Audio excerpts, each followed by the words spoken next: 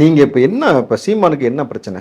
எந்த நேரம் பார்த்தாலும் விஜய் அவர்களை பற்றியே பேசிக்கிட்டே இருக்கக்கூடிய தம்பி அவசியம் தம்பின்னு என்ன? சொல்லிட்டு இருந்தாரு ஆரம்பத்துல கட்சி என் தம்பி வரட்டும், என்னோட தம்பி வந்தா எனக்கு ஒன்றும் பிரச்சனை இல்லை, அப்படி சேர்ந்து இப்போ அவர் வேற பாதை பயணம் முடிவு பண்ணிட்டாரு.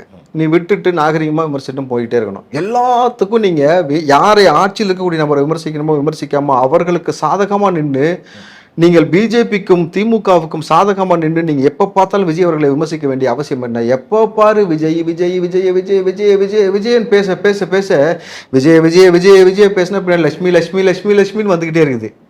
அப்ப தம்பி இருந்து வருது லட்சுமி எங்க இருந்து வருது நீங்க தான் புரிஞ்சுக்கணும். நான் வந்து விஜய் பத்தி பேசினாலே உங்களுக்கு லட்சுமி வருதுனாக்கா நீங்க டக்குன்னு விஜய லட்சுமின்னு ஒன்று சேர்த்து வேற எங்கேயும் யோசிக்க கூடாது. புரியுதுங்களா? நீங்கள் விஜய் விஜய் விஜயன்னு சொல்லி பேச பேச லட்சுமி உங்களுக்கு வந்துகிட்டே இருக்கிறதுக்காக நீங்க பேசுறீங்க. ஆனால் ஒவ்வொரு முறையும் பேசி பேசி கேவலப்படுறீங்க. நீங்கள் தேவையில்லாமல் அநாகரிகமாக விமர்சிக்காமல் நீங்க அழகா ஒரு அரசியலை செஞ்சுட்டு போயிடலாம். அப்போ உங்க டார்கெட் நீங்க என்ன நினைக்கிறீங்கன்னாக்கா விஜய் அவர்களை டார்கெட் பண்ணி பேசினாதான் நமக்கு ஒரு அடையாளம் கிடைக்கும்.